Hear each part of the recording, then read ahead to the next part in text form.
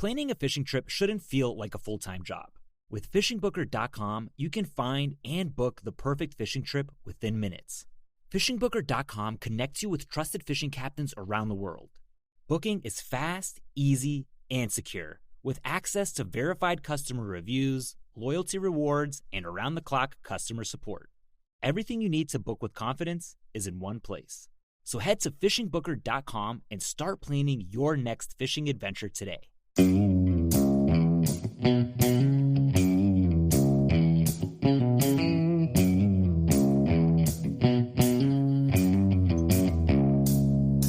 Well, all right. Welcome back to the Survival and Basic Badass Podcast. Kevin and Chuck. Today, we're going to talk about bugging out, but not maybe like you were thinking. We're actually going to talk about why it's probably not a good idea to bug out. But again, it's all relative to where you live. If you live in a high-rise in New York City, probably a good idea to bug out. If you live in LA, probably a good idea to bug out because they make movies about that shit. Both of them, actually. What, Escape from New York and Escape from LA? Yeah. They both, could end a little bit bad.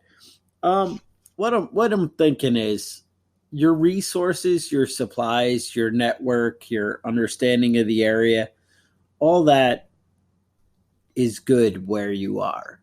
Now, if you have a separate piece of property that's definitely, more remote and, hidden away and well-stocked and has the resources, then that's definitely the place for you and where you want to be, as long as you can pay attention to the signs and, be able to get there in a reasonable amount of time. And also getting together, with your buddies or whatever, somebody's got the big farm and you're like, look, if we all got together, we can defend this. That's not what I'm talking about. Those things are a great idea. What I'm worried about is people pack these bug out bags. We see these bug out bags that everybody's got, and we've done a show where we talk about them. And it kind of has everything to kind of start up in the woods and like indefinite camping, right? I mean, that's like the perfect bug out bag is where you have like, your hospital set up, your all your cooking utensil stuff and things you'd need for that stuff, like an axe and maybe a saw to, work on your shelter and do things like that. But you're basically starting from scratch and you're building up. Now, you've already got a nice shelter and hopefully a means to, procure water where you live, and you're leaving all that behind. There is no guarantee of safety heading out to the woods, but again, depending on the traffic and where you live, it may be the option. But again, it should take a lot to get you out. It's really better to kind of have a plan to organize your neighbors, your community, and kind of bug in, I guess. And that's kind of what I wanted to talk about. But what are some of the like infrastructure things like that we already have by staying in that we're giving up by going out, Kevin? Like, where does it go wrong? Well, or am I messing up your order? No, that's good. Most disasters are going to make traffic more difficult, not less difficult. Right. I get aggravated driving, being in rush hour traffic, driving home after work. That shit drives me crazy. So can you imagine if everybody is trying to get out of there? It's only going to get worse. There's going to be you always see those movies with roads. Yep. Right. The arachnids, the asteroid that's coming, or and you see people like, oh, we got to get out of the city, or Independence Day, when they have the aliens and everyone's like grabbing babies on the roof of the car and right. Whatever you got to do to get out of there. Bumper to bumper traffic.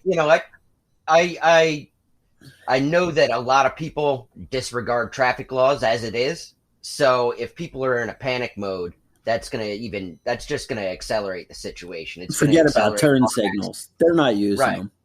Mm-hmm. No. Right, exactly. No turn signals. Ridiculous. So, I mean, that's one thing to think about. If you're going to bug out, you want to be able to have a decent plan on how you're actually going to get there and have alternative routes. If you're bugging in, though, you don't have to worry about that sort of stuff so much. You do have to get home from work. Right. And yeah, that's right.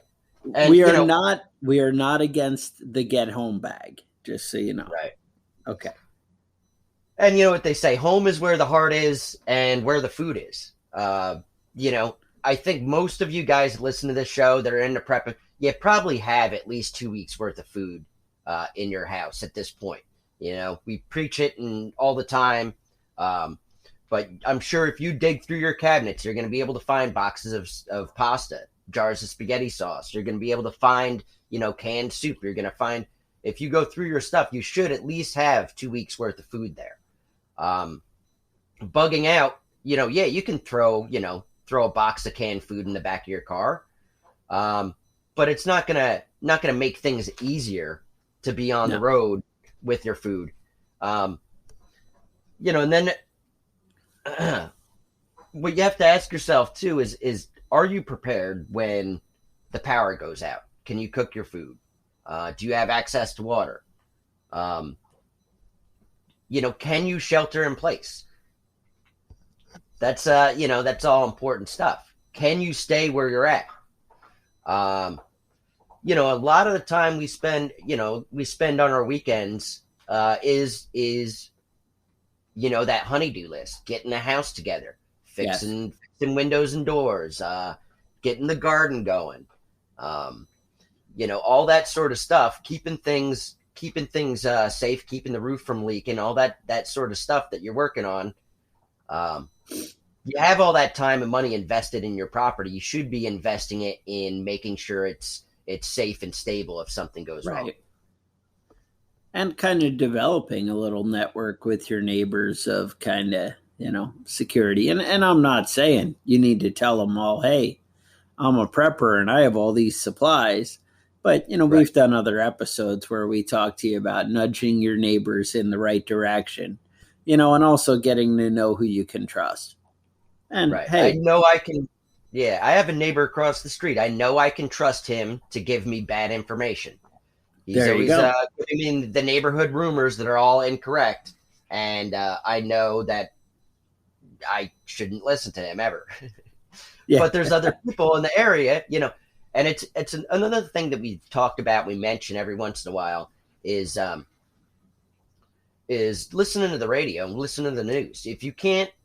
If the power's out, do you have a battery backup where you can put on the radio and see, see what information is out there, see what's going on? Is the power out because there is a storm, or is the power out for no reason that you can really identify? And, you have to go sit in your car and turn the car on so you can listen to the radio and see what's going on. That's definitely an option, but it's also better to have a radio you can have in your house that runs off of batteries, or, they have those hand crank radios. One of those options, something that you don't have to plug in. Right. And you can get some information. Just because your power's out, your Wi-Fi is out, you can't go on your phone and look up what's going on in the world. You're going to have to rely on, other outside sources. And that's something that I think is one of the number one backups that people miss. One of the number one backups is having access to information when the power is not on.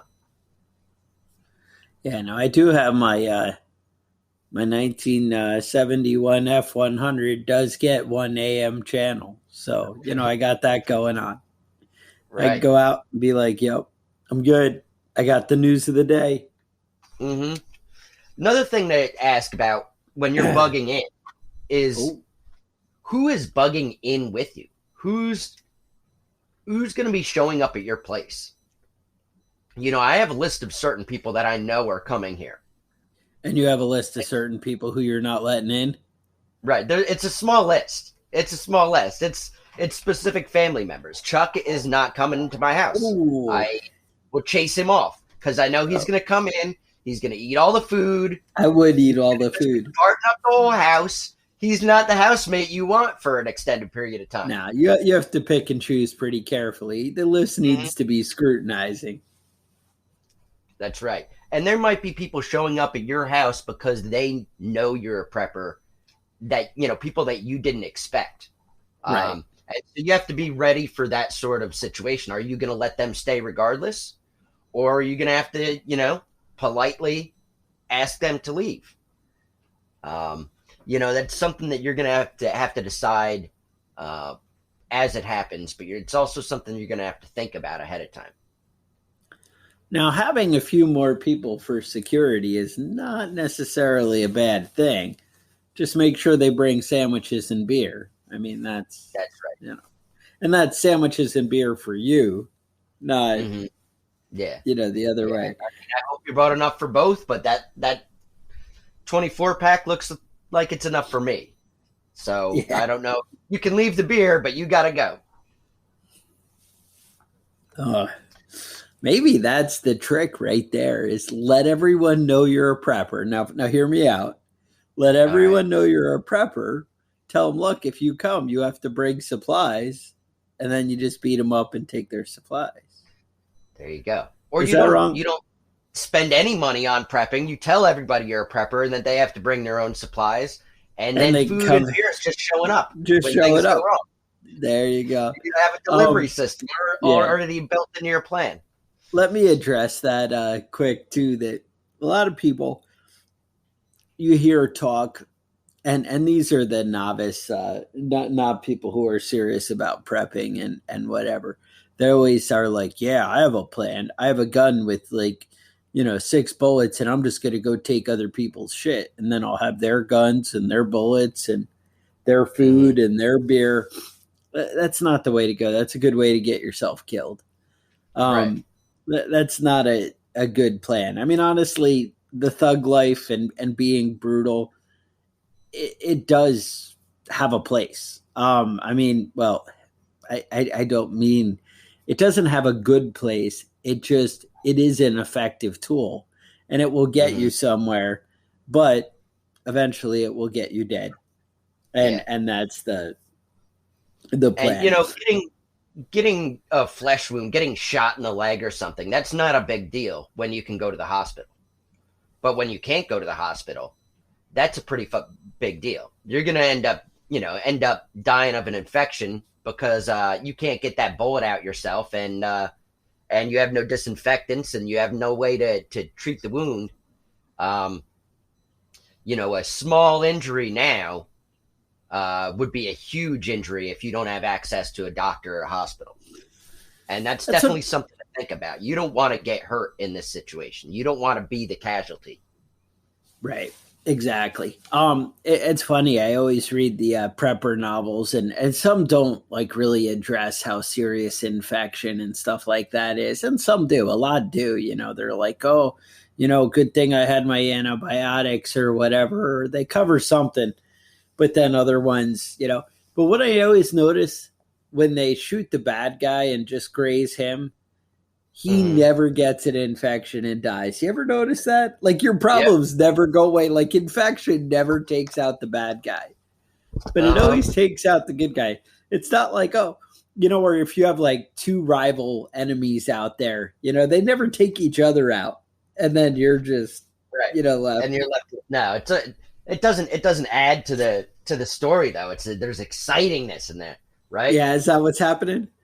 But I feel like in a real world situation, you don't want excitement. You want it to be very boring. Yeah. You want to be in a very boring situation where you have your food and you can just eat 3 meals a day and wash your hands with the soap and water you have stored up and play your board games in the basement. But you don't know what the problem's going to be. Right.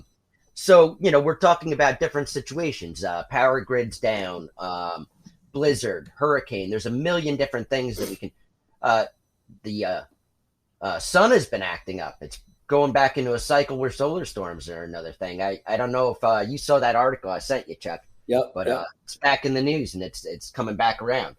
But whatever the situation is, you have to make an assessment about, is is this do I have to get out of the way of this storm, or do I need to stay here and, hunker down with what I've got?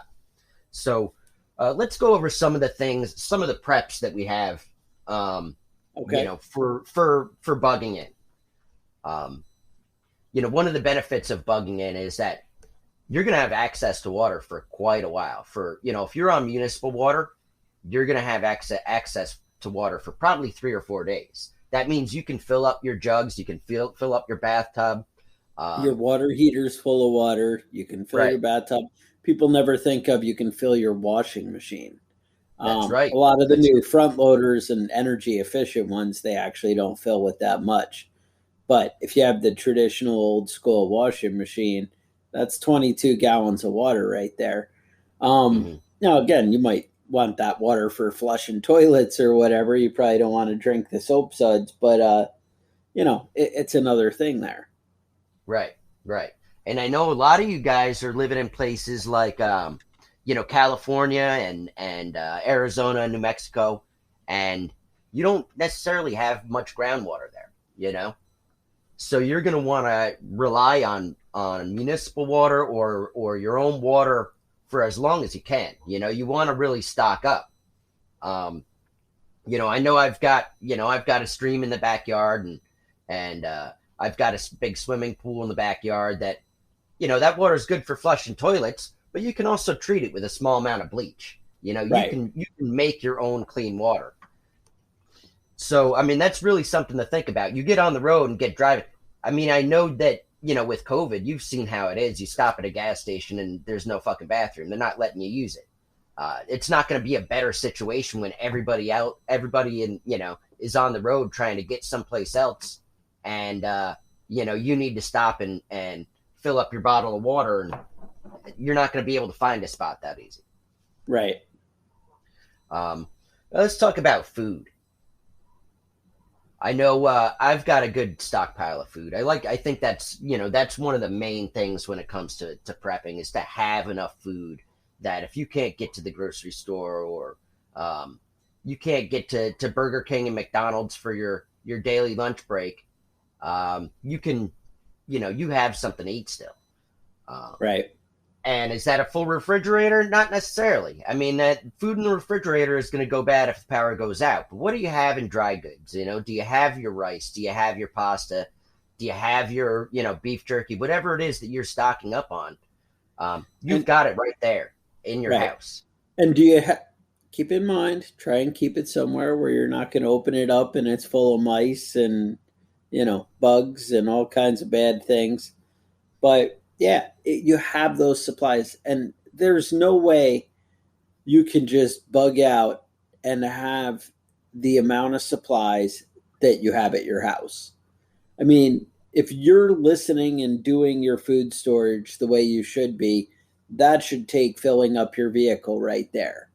And then, you have your kind of weapons and ammo and all that. That's another huge thing. Stuff for shelter, stuff for cooking, all this stuff to properly, prepare is a very big deal.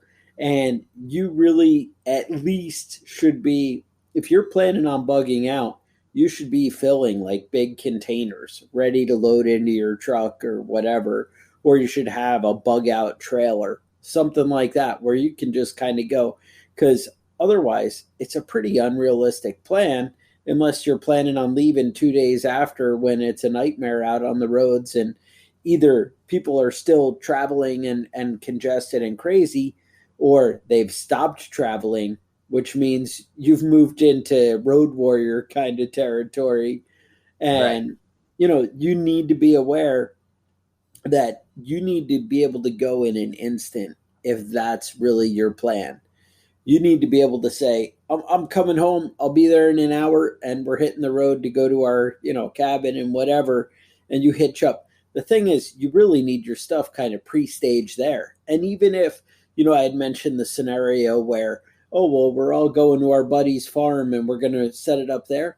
Maybe you need to start staging some of your supplies over there beforehand. Because to be able to grab your stuff in a moment and get there, is not going to be an easy feat. I mean, again, you know the distances and what your options are. If it's 5 miles, but even 5 miles when gas and stuff is tight becomes something to be aware of, and God forbid, he's just across town, but across town is 35 miles. That all of a sudden becomes significant when that journey is, a little more treacherous. And you have to be aware of this stuff. Whereas you have so many supplies already, all your ammo, your weapons, your whatever, your food, your water source. And I mean, honestly, your clothes, your extra shoes, all these things that you don't think about. I mean, I know I could fill up my truck just with like gardening and farming tools that I would really want with me. And that's a huge, but they're already here at my house. I already have fencing and stuff established around my garden. I already have that all set up. I would love to, if I had to bug out, to be able to take all this fence with me. And, and I do have lots of rolls of fence in the barn and stuff like that. But I wouldn't have my tractor with me, which would be, another big asset, I wish I had that. All these things, you got to realize what you're giving up when you're running away, and realize that really hunkering down is maybe now, I've kind of planned my life out and worked towards setting up my property to be kind of defensible and to have supplies, to have land, to be in a remote area away from, the thug people and whatever. But you gotta remember too, when you move out to the country, a lot of time you end up putting yourself in a community where there's a lot of more poor people and poor, areas who might become more desperate because they don't have the supplies. So just be aware of what, is around you and whatever, but be aware of what you're giving up if you run away. Yeah. And, that brings me to another point is, if you're bugging out, where the fuck are you going? If you don't have someplace, a location planned, you're making a mistake getting in your car and just getting on the road. You think, oh, just go up to the woods and camp for 2 weeks. No, that's a bad idea. That's what everybody else is thinking too that doesn't have a plan. And that's part of the point of this podcast is, what is your plan? If you have a cabin, out up in the mountains that's, fully stocked and ready to go, that's great. Can you get there? Is it 4 hours away and everybody else is trying to get someplace too? You might get there and find somebody's already living in that place, But when you've got your own, your fortress home, you're already stocked up and supplied and ready to go for all sorts of other disasters. You get in your car and you load up everything, and you get there and you forgot your toothpaste. You realized you brought your chainsaw, but you didn't bring any chain oil. You get up there and realize you got one thing. You got peanut butter and no jelly. You gotta have all those things. You already have all those things together at your house. Right. And when you're bugging out, and you've got a good bug out location, that means you're doubling up on supplies. You've had to double up for your house and your bug out location. And a lot of people just don't have the money to buy a second piece of property, let alone to fully stock a second piece of property. Right. So, I mean, it's one of those things that you really have to have a strong long-term plan if you're planning on bugging out. And you have to have alternates to your plan. What do they say? No plan goes past first contact with the enemy. But I mean, that's one of those things you have to think about. You have to think about there's going to be a lot of stuff that's going to come up in a disaster situation that you're not expecting. So what about hygiene? That's another big deal. We talk about not getting hurt and not getting an infection and stuff like that. But you're going to be in a situation where you're going to be a lot more prone to scrapes and cuts and things like that. And, how good is your first aid kit? I know the first aid kit in my bug out bag it's really shit. I can stop, gushing wound and I, stitch up a big cut. But for a long-term situation, that first aid kit is really what it is. It's first aid. It's not, long-term wound treatment, which I have in my house, which Right. I have in my medicine cabinet, which is already there. So when it comes to that sort of thing, you can't just necessarily get to the doctor. You're going to have to be your own doctor. And I'll get a small cut on my hand at work or something like that. I won't even think about it, I just wash it off with some water and good to go. But you don't pack it with dirt? No, I mean, if it gets infected, I can go to the doctor right now, Okay. But in a bad situation, you can't just go to the doctor and get your penicillin shot, And that's another thing. When it comes to a shit hits the fan situation, stay away from dirty women, loose women. Really? There's no penicillin has to be kept refrigerated. It's not something you can necessarily keep in your house, but it's something to think about. Staying away from dirty women. Yeah, that's right. That is something to think about. I mean, maybe that's just good advice all the time. I don't know. That's not just in the apocalypse. Yeah, well, whatever. Teach his own. Different strokes. I'm not going to judge anybody. Oh no, that's disturbing. Yeah, well, that's one of the things I always wondered about. I'm like, how come infection gets everybody in the apocalypse books and not not in modern day? But it's not just that we have the resources available to us now. I mean, that's a huge part of it, obviously. But the second part is that right now you're showering every day, or Right. Some of you at least once a week, right? So. Right. I mean, either way. But when you're showering, you're washing your hands, you're doing this stuff. Your hands are not going to be as clean. Like, go camping and see how clean you are, and you realize, hey, it's not the same. Your Right. level of hygiene downgrades significantly, Mm-hmm. and when you're out doing it all the time.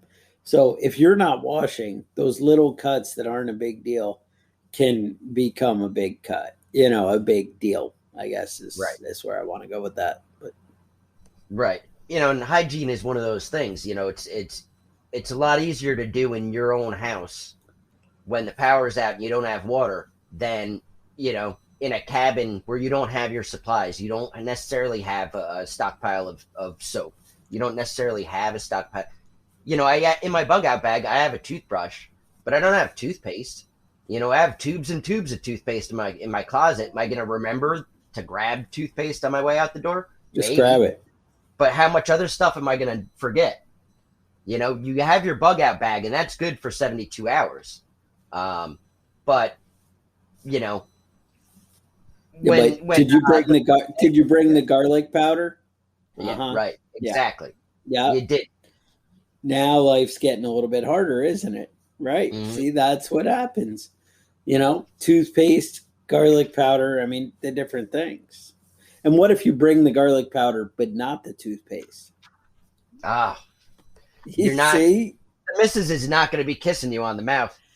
Promise. No kisses. No kisses. So. And then where will you? Something to be aware of. Mm-hmm. Yeah. So you got anything else on this, Chuck? I think that pretty much covers it. I just wanted you to be aware. I mean, obviously there comes a time where, the roving gangs are hitting every house and just, plundering everything they can. Maybe at that point, you do what you got to do if you haven't set up the security and the things you need to. But, when it's, imminent death, then maybe bugging out is the right thing. And that's, I guess, something to keep in mind is you should have a bug out bag. You should have a plan to escape and kind of go start over, something to grab and whatever. And we've talked about, we've done episodes on that and, supplies that you want to have there to really go make it go somewhere else. But just the same, it shouldn't be your first choice. It shouldn't be your plan. It should be a last ditch. You bug out when it all goes to shit. But just because the world is falling apart around you does not mean that your home and, is not the place you should be. But I really would also, like to encourage you guys to kind of set up relationships and kind of a network of people around you. A lot of us, including me, are very reluctant to trust or count on other people. It's kind of honestly that prepper mindset, and the more, I don't know, I feel like we tend to like go down the rabbit hole of, all these other people, can't do, because we are probably the more capable people in society, people who prepare and plan. We are the ones who do, because we've spent a time and commit to developing the skills and doing the things. And you realize other people kind of go by the seat of their pants. They don't think things through to the end. When you think things through to the end, you realize, hey, I need to, develop this skill. I need to make sure I'm going to have something in case something goes wrong, because if I have a backup, then I know it's going to work out either way. I have extra money in my pocket or whatever, where if my car breaks down, I can get it repaired. Or if I drive an old clunker, I can get another car on my way and get another old clunker, whatever it is, you have a plan. Because you think things through. That's the whole point of being a prepper, right? If I lose my job, I still have food. I have some money set aside to pay the mortgage. I can do whatever, because you thought things through and you have, a plan. Now, do I think, you're going to have money that you can go indefinitely for a year? No, but you've probably developed skills that you can go find another job because you think a little bit. Some people, you talk to these young teenagers and stuff today, and they're like, oh, yeah, I'm going to move to New York City and I have no money, but I'm just going to make it work. And I'm like, that's not really the foresight that, that you really need as a prepper. But we've planned and set up our homestead and gotten things the way they should be, and hopefully put time and effort into it, and, take advantage of that. Utilize it, be the prepared guy. Now, there is definitely a place, for, I'm going to take care of mine mindset, but, make sure that there's no, I don't know. I was going to go a different way, but you know what? I'm going to save that for another episode. Speaking of, now, a lot of you guys like to prepare in China. Is that right? There are a lot of preppers in China, Kevin? Apparently, a lot of people download this podcast in China. Okay, so they must be preppers. That's my guess. Yeah, that's my guess. It's probably not the government at all. I know one of the ministers in one of the Chinese ministers in Canada recommended that people travel and visit China, and he said that most people that went there on vacation would not be detained. Most of them. Nice. I don't feel like I would be one of those most people. I feel like I've put up enough shit that I'm already on some list somewhere. A friend of mine did invite me to visit him in China, and I'm not going to do that because I might not come back. The government probably was like, "Hey, you listen to that Survival and Basic Badass podcast. Maybe you can invite him over. We'd like to ask him some questions about prepping." Yeah, apparently you don't have to be a citizen and in China to break Chinese laws that can put you in prison. You can do it from right here in America. Nice. Like bringing up the Tiananmen Square massacre. Oh. So it's been about 32 years since the Tiananmen Square massacre. It was on June 4th. Now, in Hong Kong, where they actually have real news, where you can actually get real information, or you could at least up until last year, they used to have vigils in Hong Kong. But going to that vigil this year will get you 5 years in prison. And talking about them having a vigil will get you 1 year in prison. So just talking. But do you think it's really 1 year in prison, or do you think it's like you go to prison and you're just never coming out. Yeah, you just don't. Like, we're back. going to sentence you to 1 year, but I mean, really, We'll find more. You're not getting out. We'll make up more things. Now, you say Hong Kong. Now, I also wonder about Taiwan. Now, what if I was to say, isn't Taiwan a country? Don't say that. Don't say that. You're in so much trouble, dude. You're in so much trouble. Just ask John Cena what he thinks. Oh, yeah. No. Apparently, Taiwan is this country that's all on its own, that's full of Chinese people that decided they weren't socialist, and so they were going to go to Taiwan. And China is like, that's not happening. That's not real.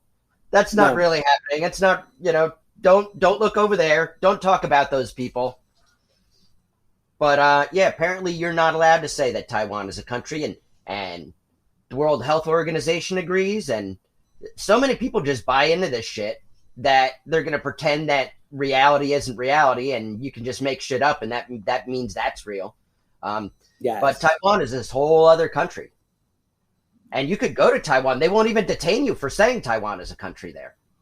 No. Like, it's crazy. It's but crazy. What if you're an American and you're like, yeah, but, and you say... If you're an American and you're in America and you say Taiwan is a country, then when China asks you to say that again, but say Taiwan is not its own country, then you have to do that. That's just... Okay. That's just morally right according to China.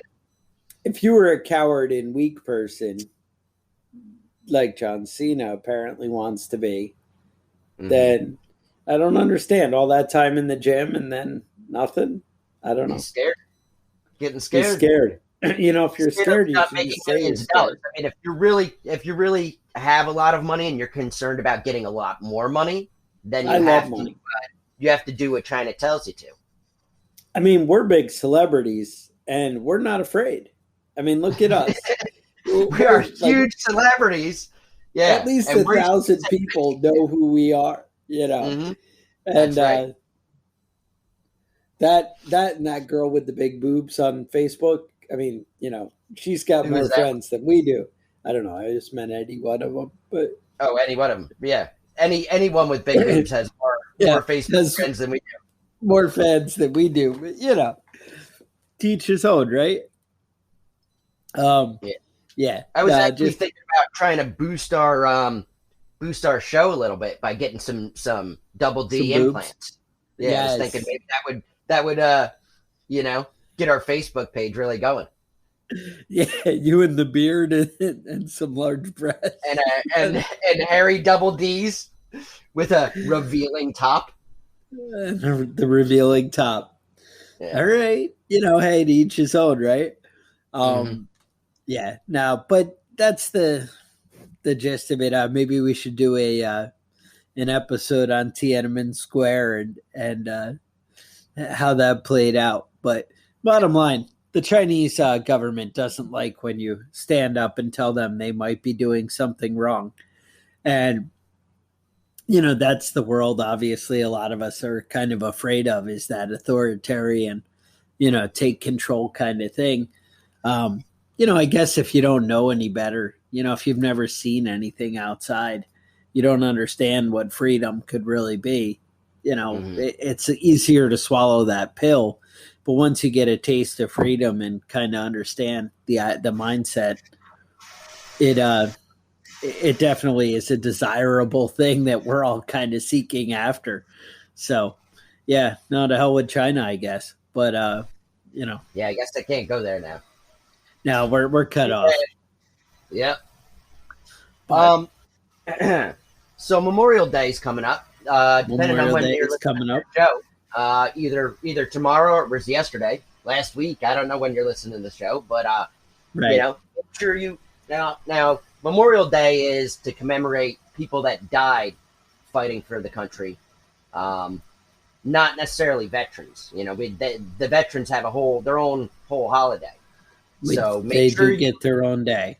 Yeah, so make sure you spend Memorial Day at home, watching old war movies and drinking beer. WW2. That's really the way. Yeah, that's really the way to celebrate it. Pour out Patton. some of that 40 for your homies. Watch The Patton. homies that ain't here no more. Watch Patton. Drink some shots for Chris Kyle. Something. Yeah, man. That's it.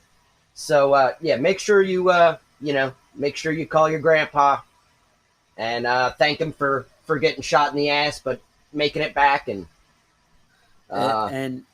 tell him you're sorry for his buddies. Keep it focused on the memorial. There you go.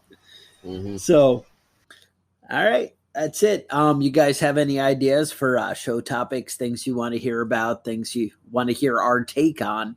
You can email us at preppingbadass@gmail.com. You want to support us on Patreon, you can go to patreon.com/preppingbadass. Also, we do have some t-shirts and stuff available. They can be viewed and purchased at preppingbadass.com. Otherwise, stay safe, and we'll talk to you guys next week. The Survival and Basic Badass podcast is a proud member of the Self-Defense Radio Network.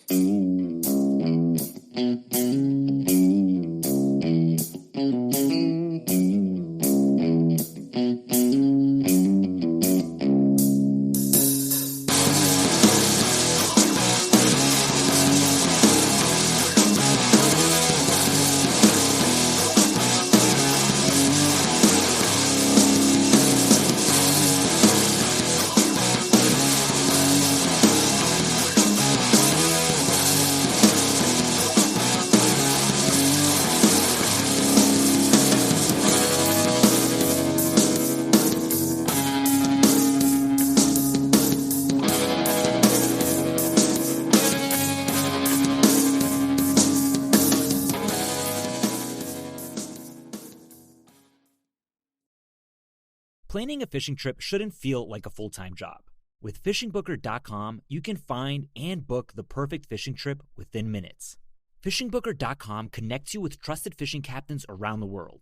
Booking is fast, easy, and secure, with access to verified customer reviews, loyalty rewards, and around-the-clock customer support.